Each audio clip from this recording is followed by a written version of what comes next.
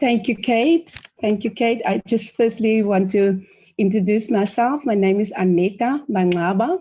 I'm the chairperson for AIP Western Cape.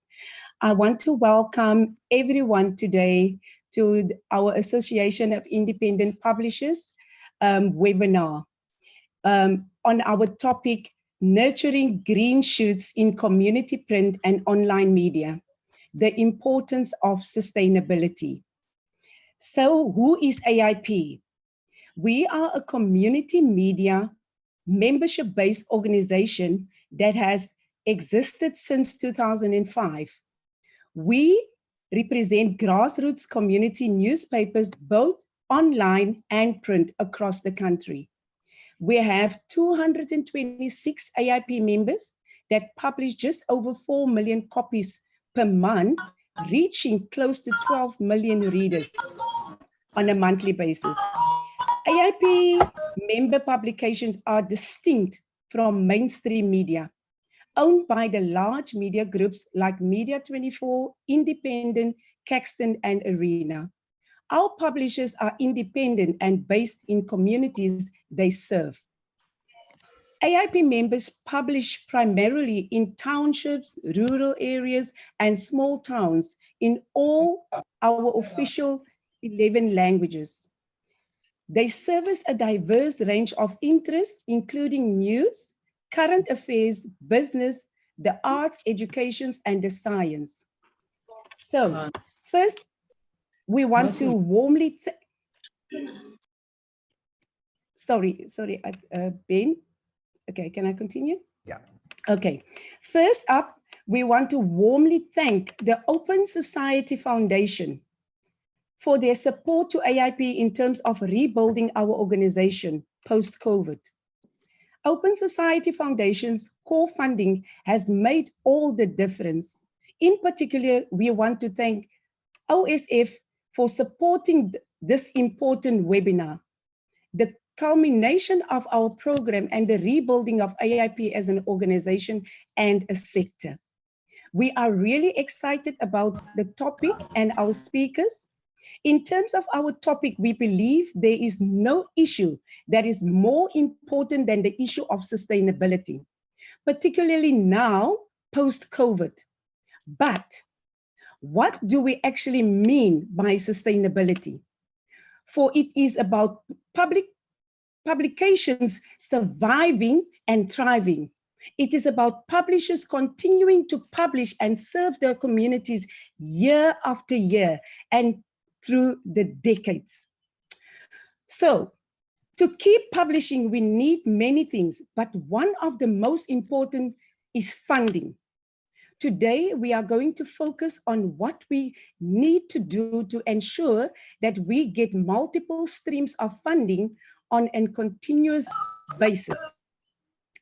So we have an esteemed panel of speakers with decades of experience in community media, media advertising, to help us unpack this topic. A warm welcome to Cheryl Akinyi Odhiambo from Media, Access and Information and Digital Rights Program from OSF Africa office. Cheryl, do you want to say hi to everyone? Just by waving your hand. I don't know if I can be seen. Morning, yes, everyone. We can see you. Yes, okay, we can see you. Thank you, Cheryl. Thank you. And then a warm welcome also to a veteran KZN publisher and AIP, and also the chairperson of AIP, Mbali Dhlomo. Mbali, do you want to just say hi to us?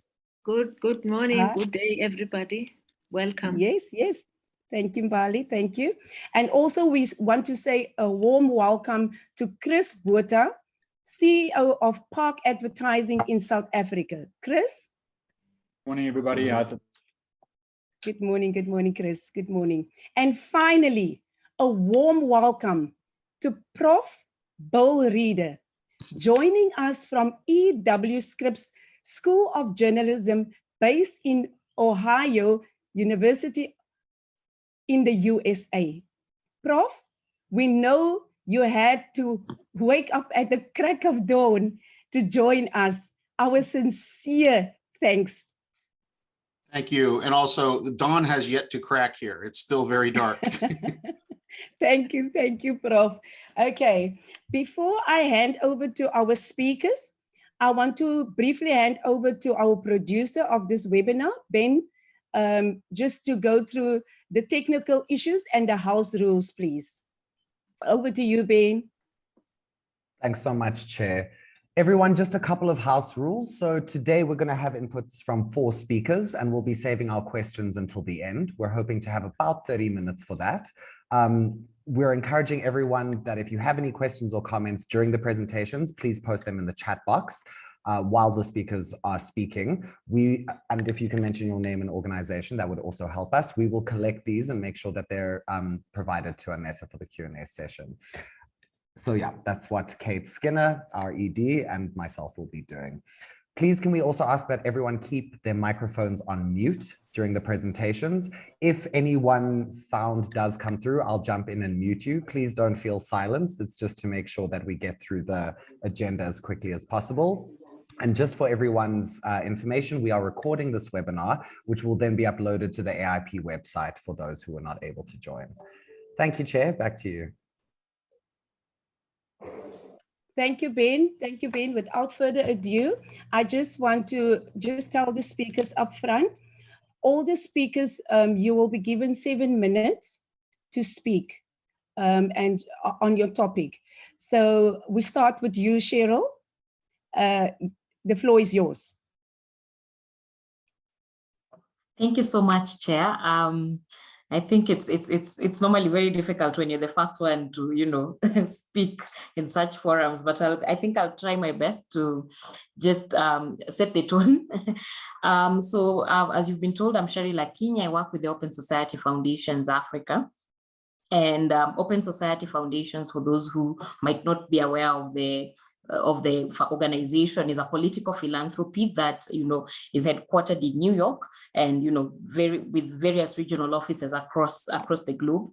So in Africa, we work on about 5 different thematic areas: so accountability and justice, participation and expression, opportunity and equity, as well as women's rights, and engaging in policy and advocacy in different forms. So I work specifically on media, access to information, and digital rights. And working with AIP has been an incredible journey, because we believe in media independence, because media is the cornerstone of democracy, and it aligns directly with the beliefs that we have as a political philanthropy operating across the globe. So mine today is just to emphasize, I think, today's theme on, just setting the stage on the importance of community media in the continent. I think we all, share the idea that, media plays a very primary framework on, shaping the world views and understanding of different, ideals and value systems around the world. So coming from that basis, I think community media even just moves further to emphasize and shape ideals and values at a very local and nuanced level. So I think without just belaboring facts that we all know, community media, for example, played a very important role during the pandemic as we experienced it in different forms and ways. Having information percolate all the way to the grassroots level was really aided by, the community, the small community media outfits that, are, in the different geographic locations in our countries across the continent. So as OSF, we really supported those initiatives, because we believe in a space where misinformation was rife, and there was a flurry of information, and things were just, haphazard, and public health crisis was here looking at us. We invested heavily in that, and community media really came in through to, just support the whole public interest media ideals and just, information flow that was very critical and saving lives. Community media, by the very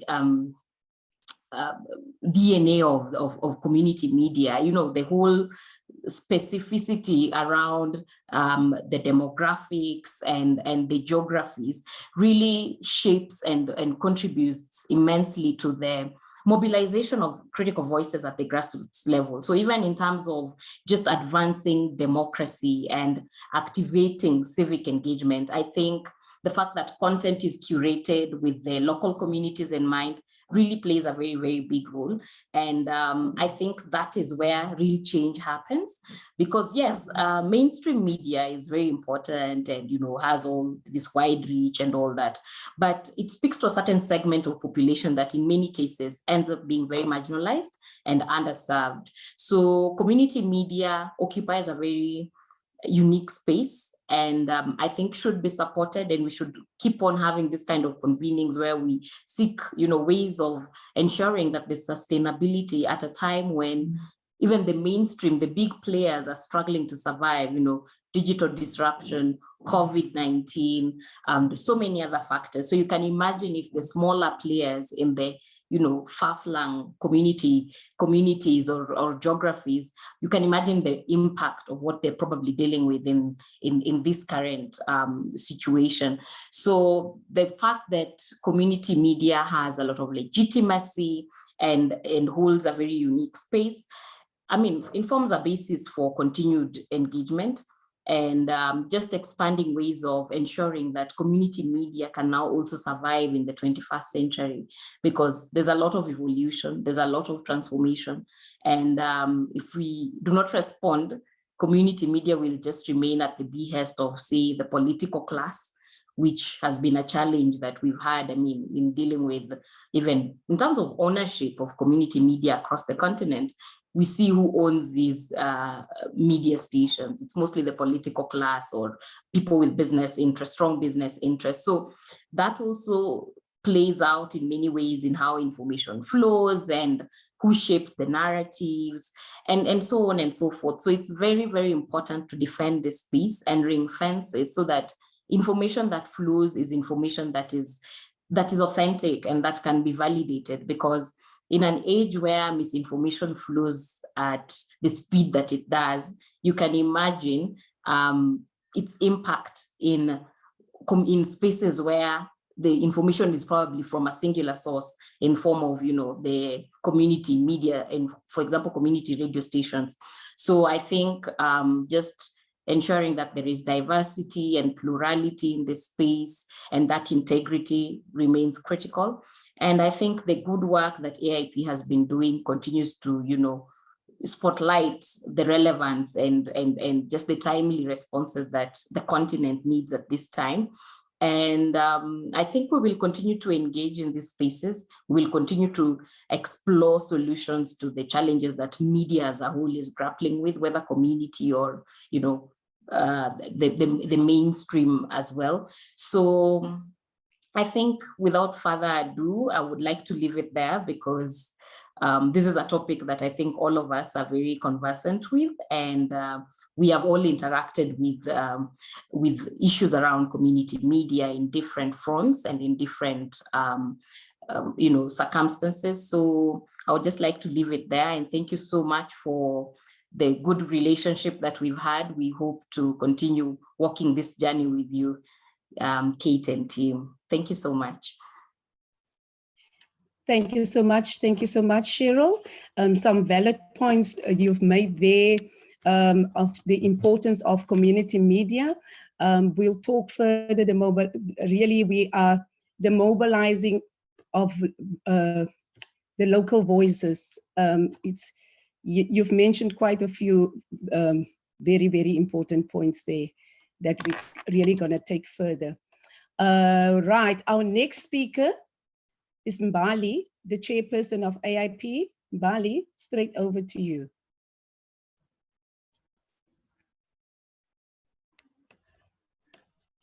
Thank you, ladies and gentlemen. Welcome to everybody who's joined us this afternoon. My name is Mbali Dhlomo. I'm a publisher from KwaZulu-Natal, and I am based in Newcastle. Just a brief background for those who might be keen to know about me. I started in this industry in 1999 when I registered a company and then started publishing a magazine called Genuine, which I ran until 2011. But due to sustainability challenges, which is the topic for today, I had to fold that magazine.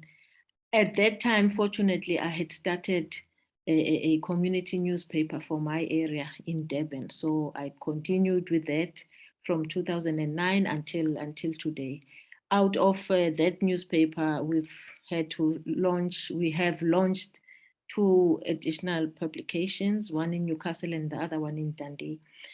So it's been a journey, but it's been a very difficult journey to be honest, because as most of you know who are publishers on this platform, the main issue when it comes to our sector is sustainability. How do we sustain our publications? Whether you are a small paper, whether you are a medium-sized publication, the issue of sustainability remains one of the critical points that we grapple with.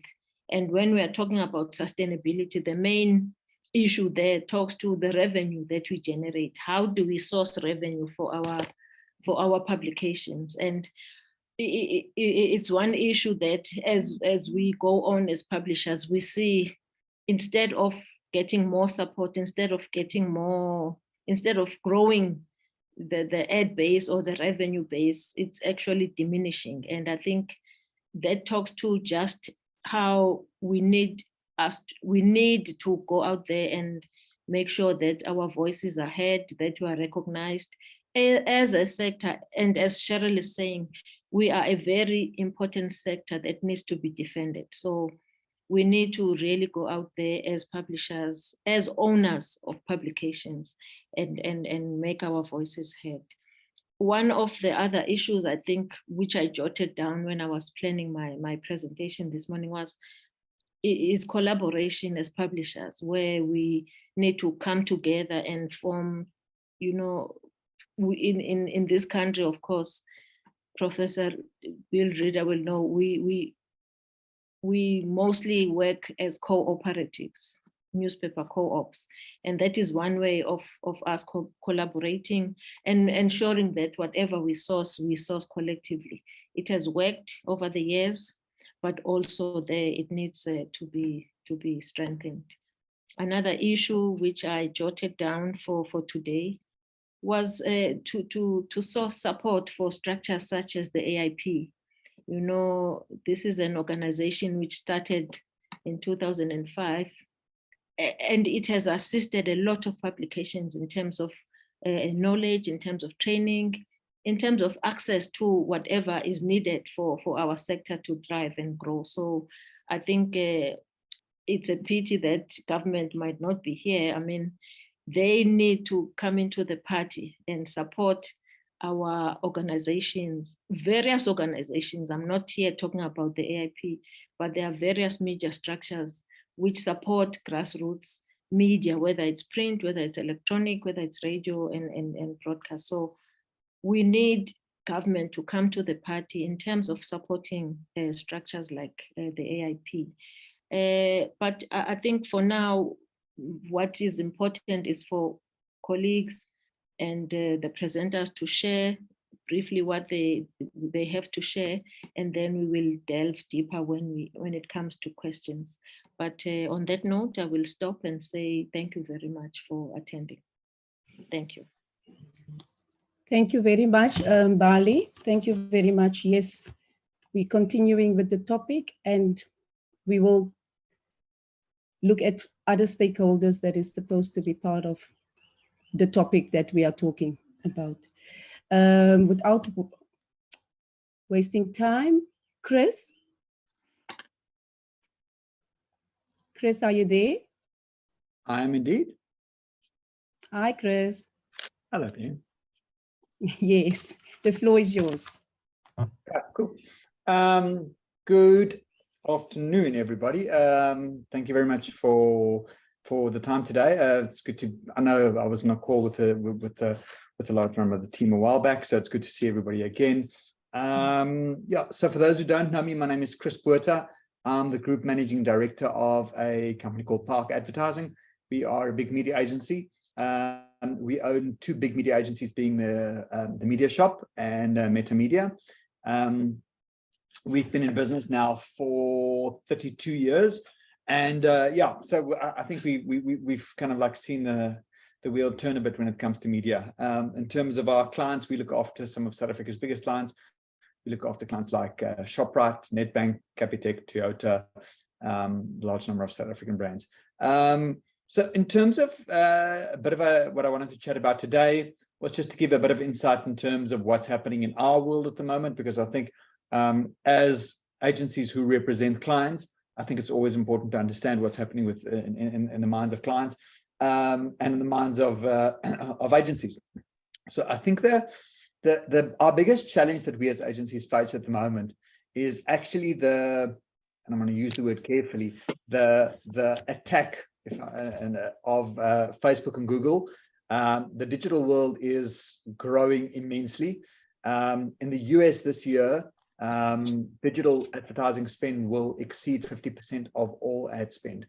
In other words, more than half of advertising spend being spent in the US goes towards digital platforms, of which the majority is Facebook and Google. And after that, the other 50% gets fought for by television, radio, outdoor, print, etc., etc., etc. In South Africa, the picture doesn't look quite the same. In South Africa, television is still the dominant medium. But by our estimation, we believe that digital advertising spend in South Africa currently accounts nearly 30% of all advertising spend, and growing. We suspect that in the next 5 to 10 years, digital will become the dominant spend, the dominant platform in South Africa as well. Now, you might say, that's interesting, but what impact has it got on me? The impact is fundamental. It's enormous. If you go look at every other country and market where this has happened, the spend has shifted away from traditional media. And remember, Facebook and Google are not South African owned platforms, right? So they are owned by Americans, right? So that money is then shipped off to California, never to be seen again, right? So it is businesses like the SABC, businesses like yourselves, businesses like Media 24, businesses like independent newspapers, businesses like all the locally owned businesses that all lose out because that money gets shipped off. So I think so fundamentally, that for me is an important point for us to remember and to fight for, because that it's got big knock-on effects for us. The reason a lot of that money goes towards Facebook and Google and the like is because they deliver. That's where people spend an awful lot of their time. I mean, I was looking at numbers the other day. TikTok, which a lot of you will know as well, TikTok as a platform is absolutely exploding. TikTok in South Africa is currently at 9.4 million users. 9.4 million users on that platform doing silly dances and things like that, right? But you can imagine what that now does from an advertising perspective. It becomes a very appealing platform to talk to, and therefore it attracts enormous advertising revenue. So I think for me, the 2 points I wanted to chat about today is more around who people see as your excuse me, as your competitor.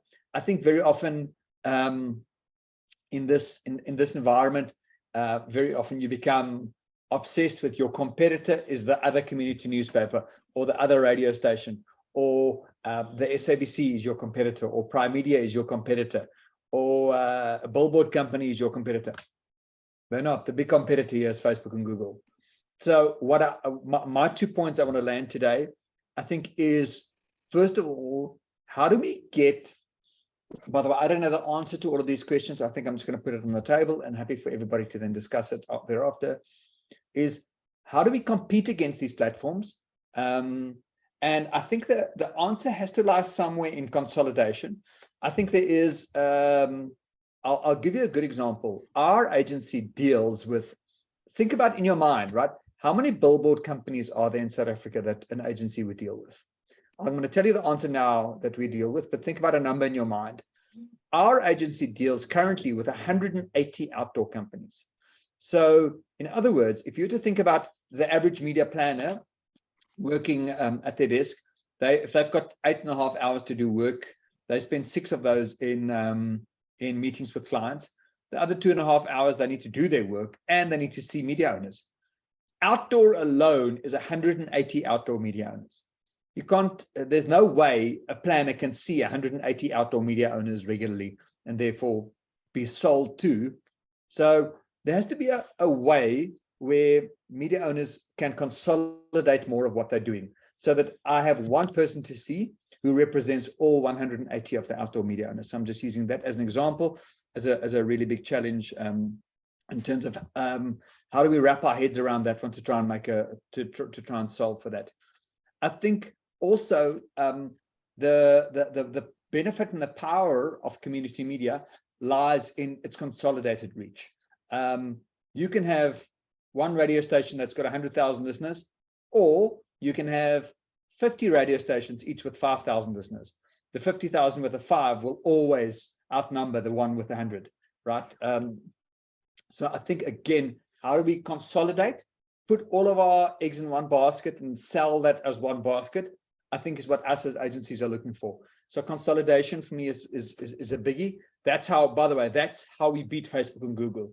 If you compete against the SABC, if you think you're competing against Media 24, if you're thinking you compete against JC.co, you're not competing against them. The common enemy here is Facebook and Google. So I think that for me is the one thing. I think the second point is differentiation. How do we differentiate and distinguish ourselves? Again, more and more clients make decisions based purely on numbers. They want to see numbers and scale. So how you differentiate yourself is in numbers. So if you go, excuse me, I'm busy recovering from flu, so I apologize if I cough every now and again. If you go one at a time, one person going with 5,000, one person going with 5,000, one person going with 5,000, you're not going to get very far.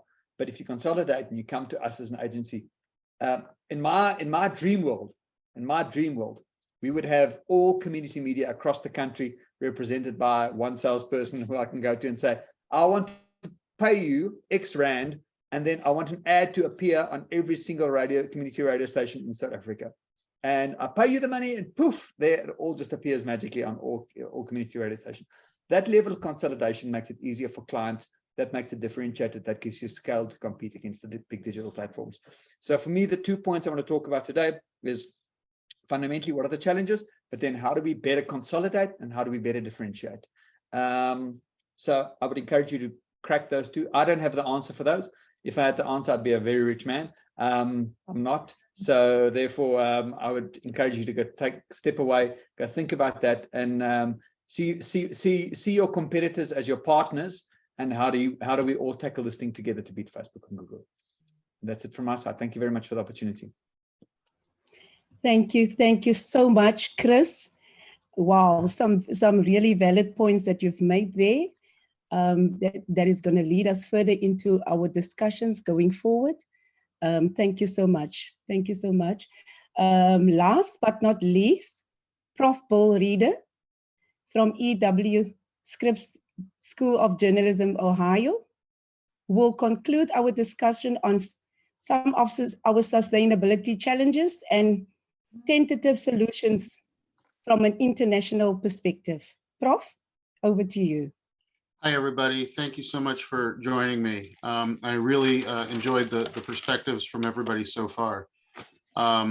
Unfortunately, I'm going to probably disagree a great deal with Chris, because I think that the local news crisis that we're experiencing around the world, especially in our democratic countries, are direct results of this emphasis on consolidation and centralization.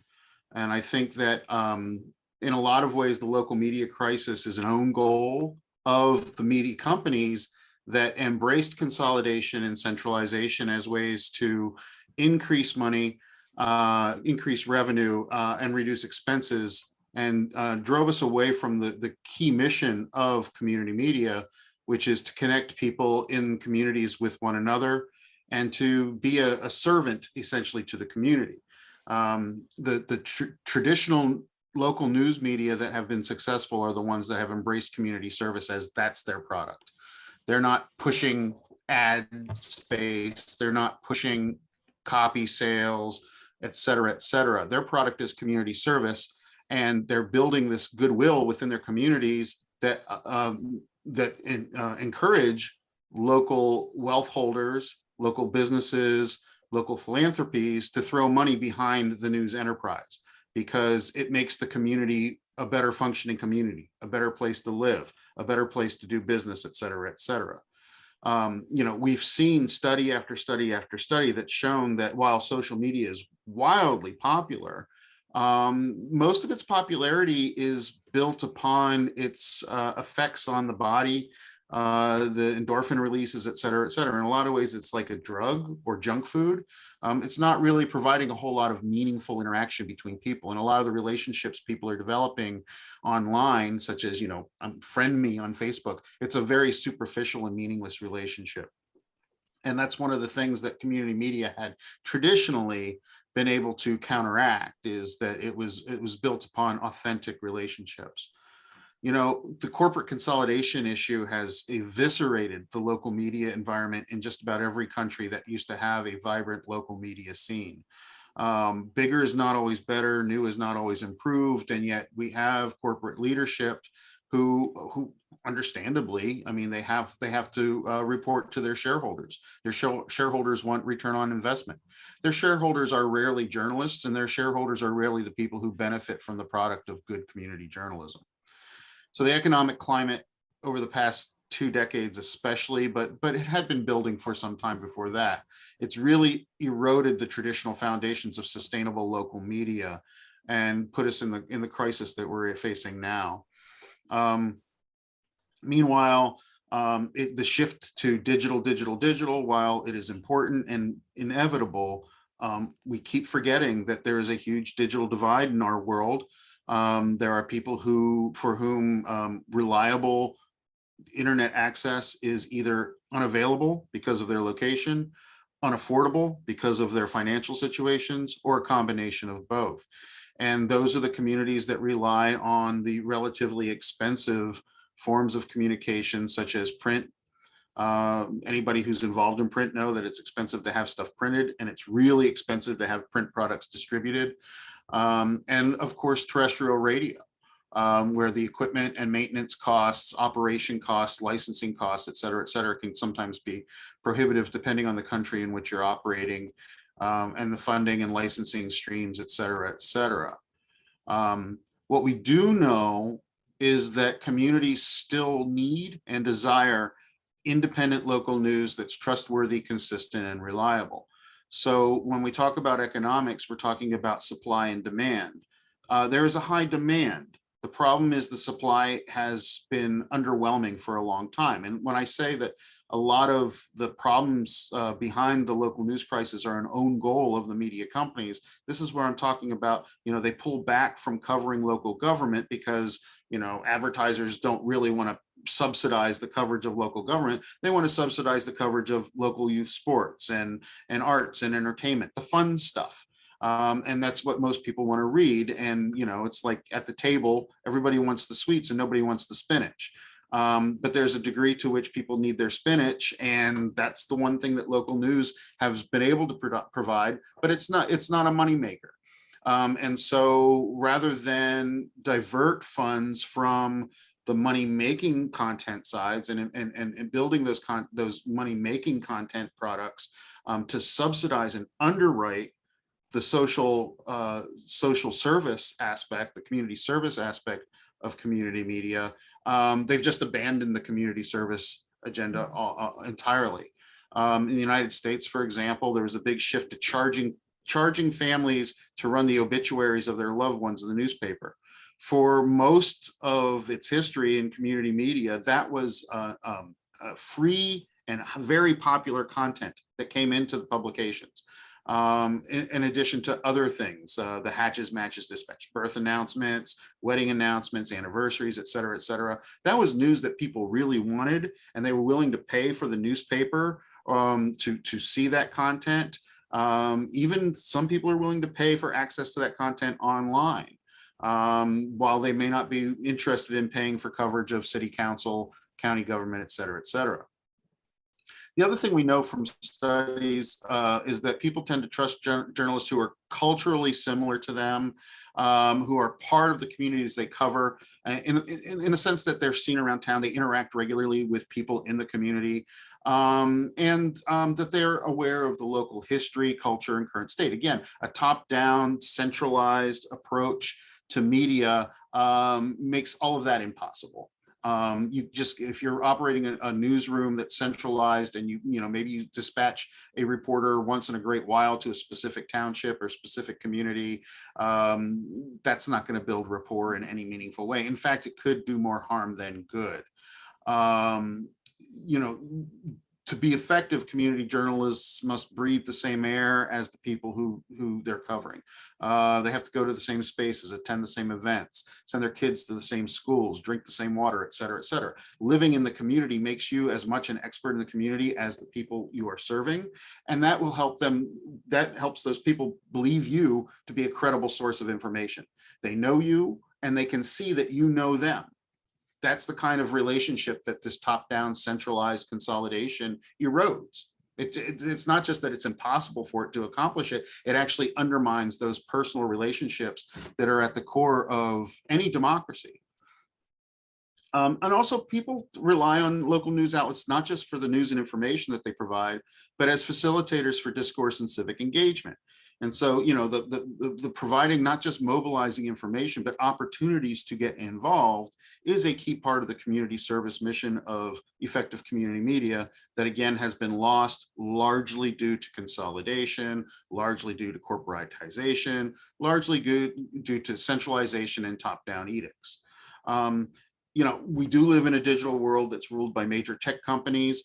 What do local independent media offer that Google, Facebook, et cetera, do not offer? Well, one of the first things we offer is enhanced privacy.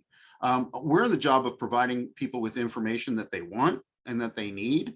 We're not in the business of trying to get their information from them, often with them not even knowing, and then repackaging and reselling their information without their approval, and certainly without cutting them a check for their share of the content. And of course, what's more untraceable than a print product or terrestrial radio? I mean, you cannot track what somebody is reading in a print newspaper. You cannot track what people are listening to and how they're engaging with terrestrial radio. So in a lot of ways, the traditional media provide the antidote to privacy concerns and real invasions of privacy that the tech companies absolutely need to survive. That's why they're spending billions of dollars around the world fighting attempts to enhance user privacy. Because if we have the people are in control of their information, these tech giants, they fold. That their entire business model is built upon exploiting the privacy of individuals. The other thing that community media can do that these big tech companies don't do is community reinvestment, where not only are you reinvesting the money that comes into the community as much as you possibly can, buy local, et cetera, but also encouraging kind of a buy local, shop local, be local, live local mentality that helps give people some other alternative for engagement than these incredibly harmful social media networks. Now, there are many positives to social media. I don't want to say it's all negative, but for local news media, it has been predominantly negative. Wealth conservation, why ship money, as Chris just said, why ship money to California where it's never seen again? It's actually seen in the conspicuous consumption of those who live in the tech corridor. One too many fancy cars, one too many vacation homes, luxury yachts, et cetera. Why should money from your little community be going to subsidize the decadent and outrageous lifestyle of an investor who has no interest, doesn't even know where your community is, when you can reinvest that wealth in the community to uplift everybody in your community? Of course, the building of authentic relationships rather than fake mediated relationships is important. And of course, that, one of the benefits of social media for small businesses is they can communicate directly with their customers or would-be customers, but we can do that in local media as well. I often draw parallels to agriculture and sustainable agriculture, because sustainable media and sustainable agriculture have a lot in common. First, the hours suck. I mean, you're always on the job. It's very seasonal, and the economic climates fluctuate. There's good times, bad times, et cetera, et cetera. But the main thing is to diversify your portfolio and provide it directly to your customers, your audiences, as much as possible. And so I'll wrap up just by talking about some of the solutions that we're seeing in different parts of the world where this is being attempted. This attempt to revitalize local media so that they are sustainable and that they're fulfilling their community service mission. The ground up development of local media professionals. I teach at a journalism school. Many of you probably attended a media school of some sort, and that's all fine. There is an extent to which professional training can lead to a better product that is more sustainable. But if the people aren't from the communities in which they are covering, or at least from a place that's nearby or a culture that is similar, they may not be able to integrate into the community quickly enough and build rapport quickly enough to be effective. So better to identify people in the community who have an aptitude and interest in this work and build them up. Maybe even to the point of helping them attend courses. Increasingly, courses are online, so you don't even have to go away to learn this stuff. But that kind of professional development can be a big deal. Again, emphasize community service. We provide community service. We don't provide newspapers. We don't provide websites. We don't provide radio programs. We provide community service, and those are the channels by which we do it.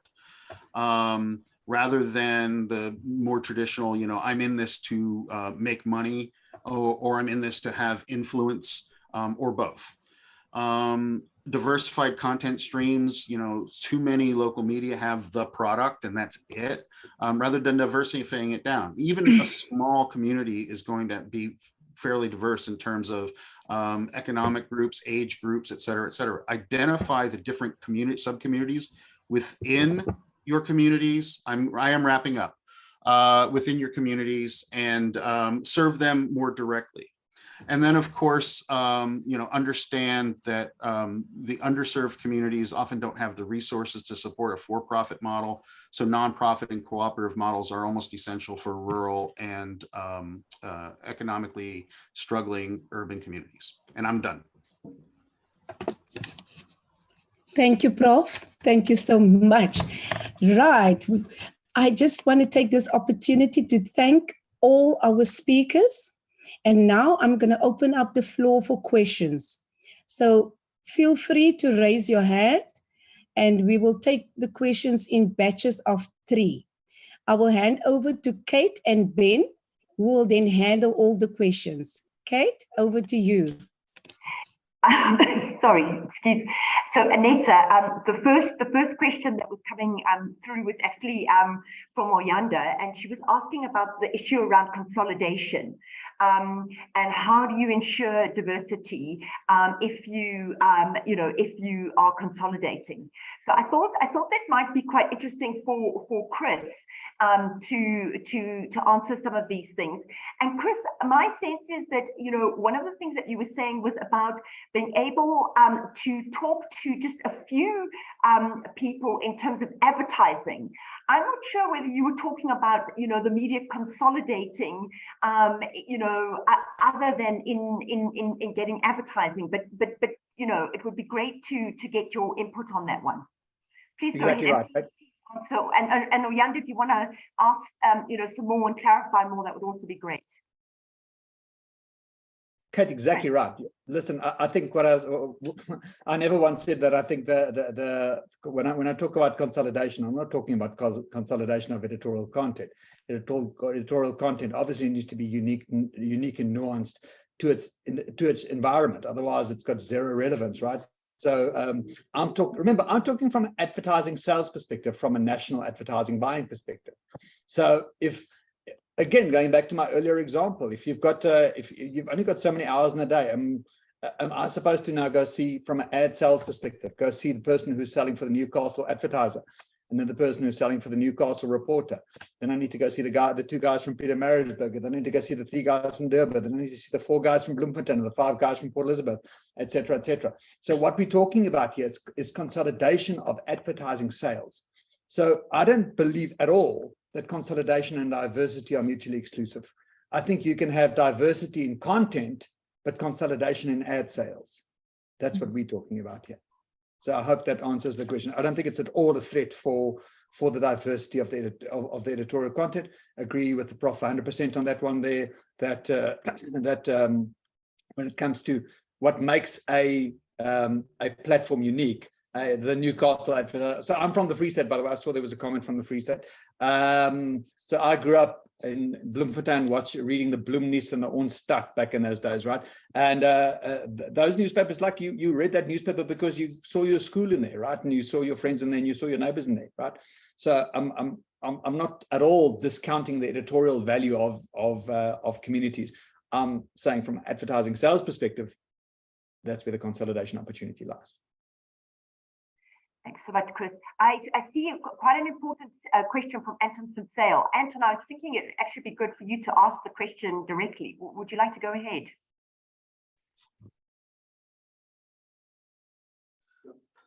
Okay, sorry, I just didn't plan to speak. I think we've asked just on a couple of occasions that sort of model fiber in the ad industry. It seems, especially for the small people or the small publishers, that it's not there. I mean, if you can't compete in terms of price, in terms of numbers, you just don't count. The value of what we bring, and I think Bill Reader has sort of very eloquently sort of described sort of the role that small newspapers play in a society, whether it's an obituary, whether it's about achievements. But in the ad industry, it seems to not count at all. I think Bill used the example of the spinach versus whether it's a sweet. Do you think it will change? Do you think like where we suddenly now look at a green lifestyle, we're suddenly looking at solar power, we suddenly look at electric vehicles, that somewhere along the line in the next few years, the ad industry will also start to relook at the way that they do things and say, I cannot just throw all my budget into social media with what it's doing to the communities. Because in all reality, small media will disappear. The figures show that worldwide, the small ones are just dying out. But they're dying out because people are not valuing their importance. In our own markets, and I'm not putting the blame just on the big markets, sort of the national advertisers. I'm also talking about local markets. We all should be witness to that the advertising budgets are just shrinking. It's sort of going to, whether it's a TikTok or Facebook or it's just going away. And with that, we're sitting with smaller newspapers, we're sitting with less staff, we're sitting with, we've got less and less capacity to do what we're actually quite good at doing. And that's reporting on local issues. Okay, but anyway, my question is there any chance of the ad industry sort of revisiting the issue, sort of having a good look at itself and say, okay, well, we can't continue just sort of buying sweets. We actually have to invest in good food. Our communities need that, otherwise it will disappear. Thanks, okay. Cool. Thanks, Anton. So I see 2 other hands. Shimini, I hope I pronounced that correctly, and also Chris the Singer. Shimini, please go ahead and ask your question.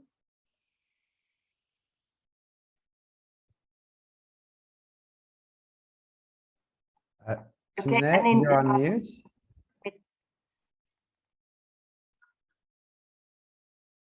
You're still on mute.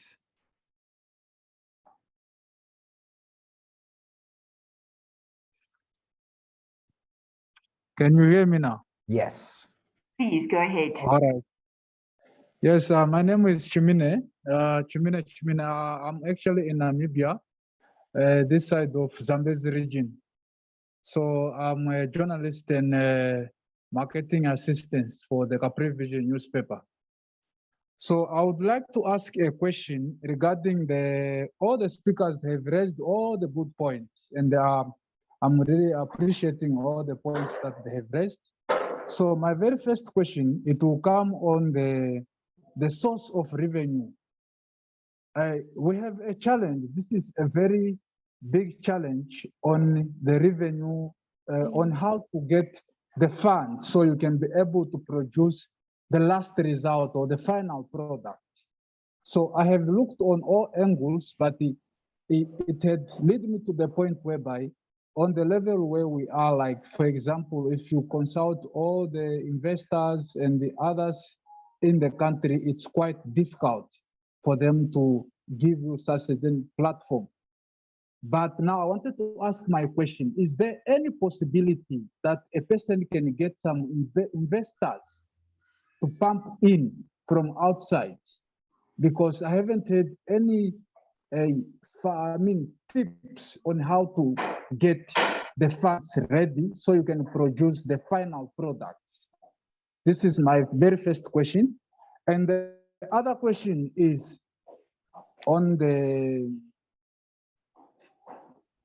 for Mr. Chris, on the consolidation and I don't know if it's the last speaker or it's, but Chris also raised the consolidation and also centralizing. You see, all these two factors for consolidation and centralizing, they are involving some certain fees. So now, we are just a based community newspaper, but now the situation is on the certain, how do we reach out to others? Because we can collect all the information, but the problem is on the funds now. So all these ideas are quite good, but the major thing is funds. How do we solve that? Thank you. Thank you.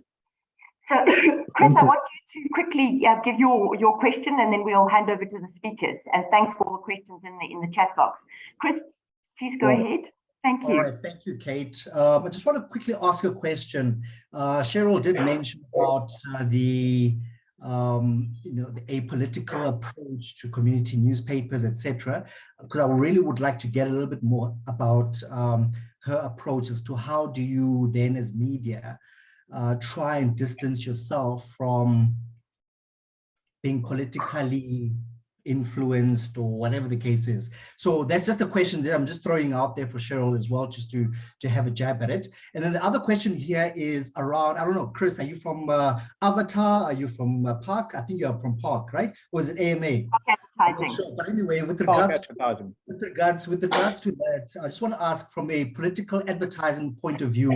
Yes, I do understand that the electoral amendment bill has been passed now. What would you say would be the best approach to teach our readers about the new amendment in terms of we as the community newspapers at grassroots level have got the actual people in the homes that we can reach, especially rural areas, villages, etc.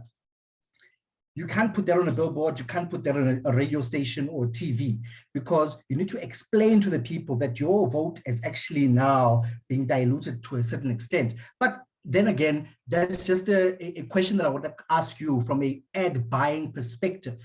How would you advise the, call it the independent, the IEC, as to how they should do media buying from that from that perspective, because they know that our newspapers, they last either a month, some of them bi-weekly, some of them the entire week inside the community. So maybe you might be a champion for us in actually getting some ad spend from IEC to making sure that we educate the people about our actual vote. Thank you. Thank you. Okay, so there was a lot of different questions. So I'm going to hand that over to our speakers. I don't know if you want to go ahead first, Chris, and then answer, what you can from that, and then we'll move to Bill, Cheryl, etc. But yeah, Chris, please go ahead. Cool.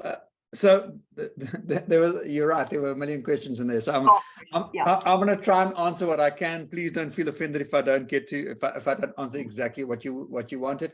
By the way, Kate, if you want at the end of this, please put my email address in the chat or something. So if anybody wants to drop me a mail, I'm happy to chat on email further, just because I don't want to skip anybody out. So I think it was Anton's question cost per thousands. 100% right. I think it's very hard to compete. So for what it's worth, media has never purely been bought on cost per thousands. Otherwise, there would never be another magazine other than Huisgenoot and Drum. Otherwise, there'd never be another newspaper other than the Daily Sun. Those are the, so agencies don't trade purely on cost per thousand. That's 100% a misnomer, right? I think you're right. Your strength lies in what you know about the community. But I think again, and this is why I keep cautioning against the power of digital, right? So if you go look at what's killed small media, it's not, Facebook is not, and I'm going to use Facebook as an example, right? Facebook is in essence community media. Why? Because I don't go onto Facebook to read what Mark Zuckerberg has to say. I go onto Facebook to see what my sister says and what my cousin says and what my next door neighbor says. So it is the essence of community media that has made Facebook successful, right? So I think when the Prof spoke about digital engagement being skin deep, I think is again, he disagreed with me. I'll disagree with him. I think digital engagement on those platforms, because it is the editor, the curator, the journalist in that case is somebody who I know and who I deeply love as an example. I think going back to things like hatches, matches, and dispatches, by the way, I've never heard that before. Absolutely love that. I'm going to use that freely. I think, why has that died? Because it's all being seen on social media. If I know who's being born and who's getting married, that's what you see on social media. And I think lastly, things like in terms of ad sales, again, where let's use the example of go ask your local plumber, right? The plumber 10 years ago would advertise in the Sandton Chronicle and say, okay, well, I want to see how many people in Sandton can see my ad, right? They would use the Sandton Chronicle. Go tell him now to cancel his Google advertising, and I guarantee you he won't, because it is still relevant. So I think there is a. I'm not making a case for selling digital. I think digital is a platform. I think again, going back to how do we consolidate and how do we fight this battle together is how we become successful. Chaminia, I think I'm going to pronounce your name. Deal with the issue of like the fact that you've got in local media small numbers, and you're never going to have a huge number, and nor do you want to. I mean, what do you do in terms of advertising for that? Who says you can not have a big number? I can tell you, community radio as a consolidation has got bigger numbers than most SABC radio stations. I know there's a guy, I think his name is Andrew Dabbs. He used to work for us, by the way. I know he's working with you guys at the moment about how do we consolidate programmatically buying, getting all of the little websites. So as an example, you can have a website in Bloemfontein that talks about this fantastic, what's happening in this school, and still have all of the local community nuance, but the advertising sales and it gets consolidated to one point, which makes it easier for the agencies to access. And then from a numbers perspective, you can be competitive. So I think there is a case for consolidation there. Sorry, I'm just going to. No, that's fine. So I was just thinking that maybe let's quickly move to Bill to okay, cool. More of those questions. And then Chris, obviously, come back at a later point. And then so please go ahead. I would rather hear from Cheryl first. I took a long time to talk, so can we switch to Cheryl first? Perfect. Cheryl, please go ahead. Okay. I think I only got a question on the political capture that I spoke to, and I think it speaks to one of the main challenges that media as a whole, deals with, media capture and the issues, the various actors that have a direct engagement and role they play in the whole capture ecosystem. So the political class really, like for example in Kenya, where I come from, community media is largely owned by the political class to perpetuate information that, works to their advantage. And I think the case is the same in many contexts in the region that I have the opportunity to work in. So how do we then uncapture ourselves, if there's such a thing? How do we ensure that at least media has that independence, and community media has that independence to be able to, to ensure that there is free, credible, and independent flow of information, especially to the communities that sometimes do not have alternative information? I think there are many approaches. And it goes to the sustainable business models question, so that, because you remember, whoever is the purse string holder at the end of the day calls shots in so many ways, But as long as we can be able to push the envelope a bit further and explore the sustainable business models, whether it's going to be philanthropy journalism, whether it's going to be through creative ways of generating revenue that's very devoid of, the mechanisms that we already know that are always susceptible to capture. So I think it's a question and opportunity for creativity. And because the capture issue is very, very big. And I know one of the strategies we've deployed, for example, as OSF, is creating incubator hubs where we, independent spaces for freelancers, community actors to just come in and, provide information. Yes, those opportunities are there, but they're also very costly. So yeah, that's just one of the many ways, but I think there's room for a lot of creativity. The digital age has provided a raft of opportunities for generating revenue and resources. So I think there has to be a way, other than relying heavily on the ownership that is mostly politically driven with, that serves certain interests. Thank you. Good. So thank you very much, Cheryl. Bill, do you want to add in terms of that? And there was an interesting question about investment in the media, which I thought was quite a good one. And we've got a lot of more questions coming through. And I just wanted to actually add this to you, Bill, as well, just in terms of time. A very interesting question from Letabo from the MDDA about what should government be doing in terms of support. Very key question. And then an important question from Franz Kruger about philanthropy and some of those issues. And Franz, also and Letabo, if you want to add to that, please do. But Bill, please go ahead. Investment in the media, government's role, the role of philanthropy and funds rather other than just advertising. I've added a lot to your plate. Please go ahead. Okay, well, first of all, I have very little trust in government and its ability to help this problem.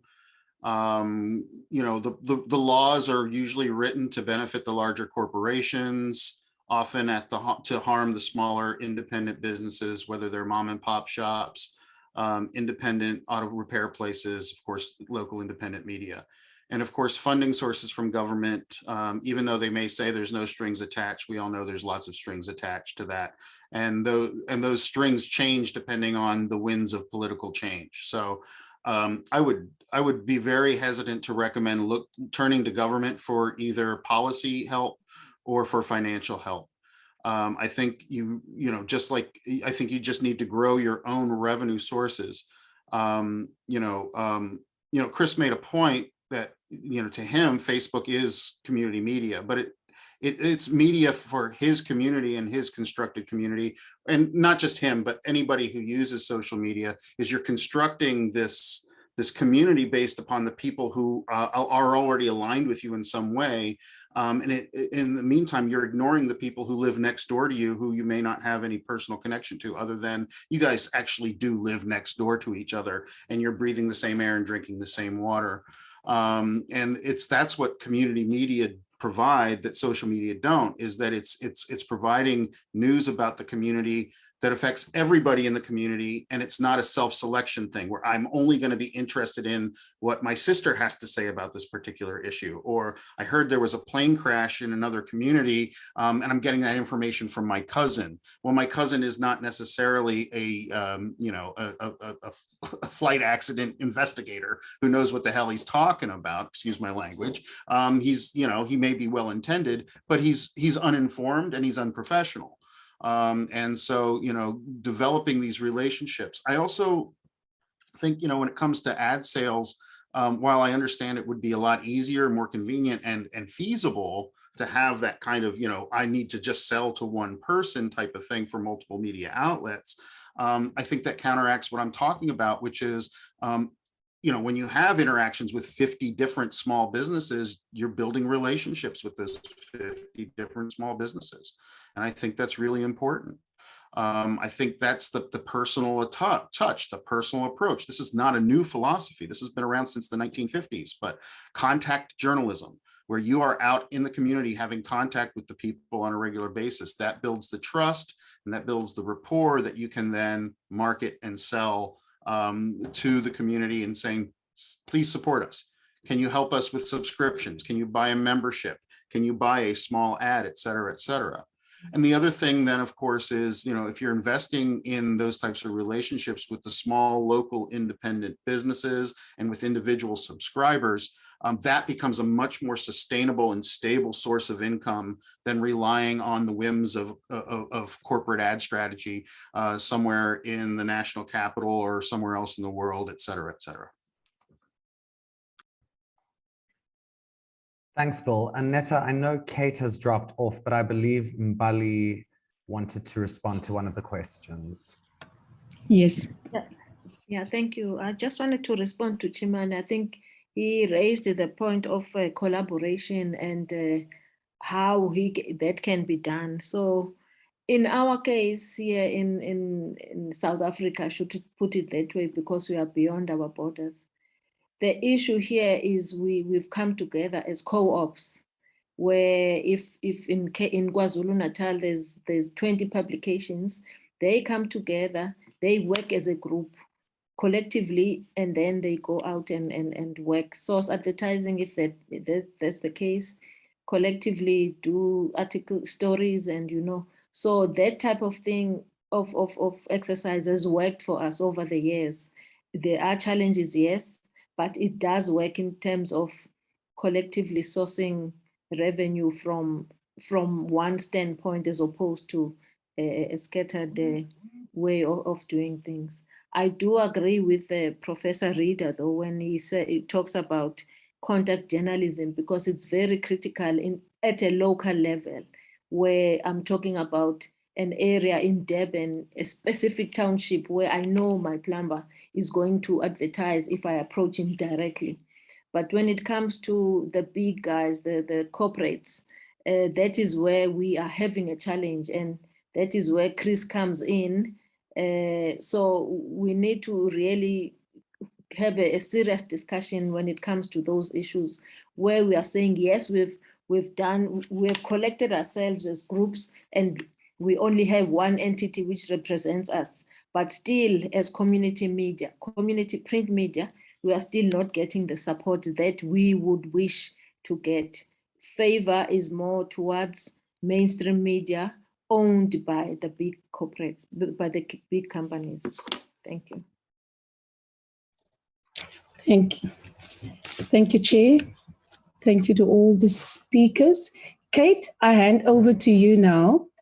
Kate is our ED for the Association of Independent Publishers, and she will be giving us the concluding remarks of the meeting. And all the other questions that we still have, we can post in the chat, or we can send it directly to Kate, and we will address them still even after the webinar. Thank you so much. So thanks so much to Anetta. You know, it was really great that you were prepared to do the chairing of this discussion. And absolutely, as you're saying, I think there were a lot of questions. I think there were a lot of comments. Not all of them were answered. And what we promised to do is that if you send me the questions at kate@aip.org.za, I will make sure that we do get them answered. We will make sure that, you know, Mbali and also Cheryl, Bill, you know, and Chris actually do get access to those questions. But just to say thank you so much for participating. Thank you for your questions. I think this is just the start of the conversation. There's so many more things that we need to discuss, but at least we've got the questions on the table, and I think that that's a powerful starting place. And then just to say a big thank you to Ben Harris for basically producing this whole webinar, making sure that we were on track and you know, we didn't have any technical glitches. And really, yeah, thank you to all of you. And I do hope that you will also be able to participate in Franz Kruger's, I think, very interesting webinar that's going to be happening tomorrow, which is going to be looking at greening Africa's news deserts, and in particular looking for the search for sustainable local media in sub-Saharan Africa. So I think that's really great. So thank you, everybody. Thanks for coming. And this is the start. We're going to have a lot of webinars, and we are very grateful for your participation. Thank you. Thank you. Thank you, Kate. Thank you.